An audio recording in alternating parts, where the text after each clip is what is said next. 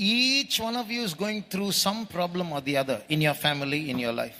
ඔබෙන් සෑම කෙනෙක්ම ඔබේ පවුලේ ඔබේ පෞද්ගලික ජීවිතේ යම් ප්‍රශ්නයකට මුහුණ දෙමින් සිටිනවා. உங்களில் ஒவ்வொருவரும் தனிப்பட்ட பிரகாரமாய் உங்கள் குடும்பத்திலே ஏதோ ஒரு பிரச்சனையிலே கடந்து சென்று கொண்டுதான் இருக்கிறீர்கள். How are you handling those situations? එම අවස්ථාවන් වලදී ඔබ කටයුතු කරන්නේ කොහොමද? அந்த சூழ்நிலைகளை எவனமாய் கையாளுகிறீர்கள்? Are you writing these exams like bad students, just some old way? අයහපත් සිසුන් පරීක්ෂණයට ලියන්නක් මෙන් ඔබත් අයහපත් අන්දමින් මේවට මුහුණ දෙනවද? அந்த நன்றாய் படிக்க முடியாத அந்த மாணாக்கர்களின் நிதான பரீட்சையை போல உன் வாழ்க்கையிலே நீங்கள் மோங்கொடுக்கிறீர்களா?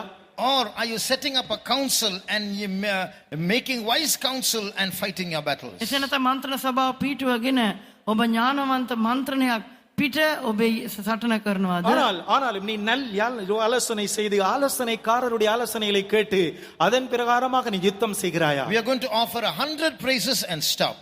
අප සුති 100ක් කරමින් අවසන් කරන්න. 100 ஸ்தோத்திரங்களை செலுத்தி நாங்கள் முடிக்க போகிறோம். Let us be on our knees. දනින් සිටිමු. முழங்காலில் இருப்போமாக.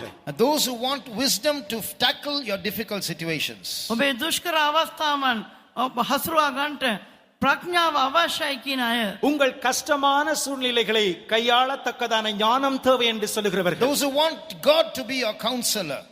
ඔබේ මන්ත්‍රීවරයාණන් වශයෙන් දෙන්වාසේ සිටිය යුතුයයි ඔබ බලාපොරොත්තු වන අය. தேவனே என் ஆலோசனைக்காரராய் இருக்க வேண்டும் என்று விரும்புகிறவர்கள். Those who want to learn your lessons well.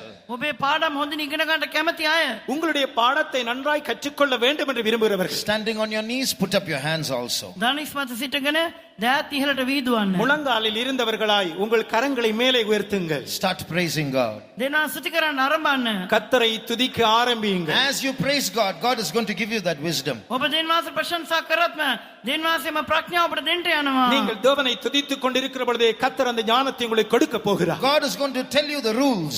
දෙන්වාසේ ඔබට නීති රීති කියා දෙන්න යනවා. தேவன் சட்டங்களை உனக்கு தர போகிறார். God is going to give you the victory in your battles. දෙන්වාසේ ඔබ යුද්ධවල ඔබට ජය දෙන්න යනවා. உன் யுத்தத்திலே தேவன் ஜெயத்தை கொடுக்க போகிறார். Those who want that wisdom, praise God. මේ ප්‍රඥාව අවශ්‍යයි ස්තුති කරමු. அந்த ஞானம் தேவையானவர்கள் கர்த்தரை ஸ்தோத்திரிப்போமாக.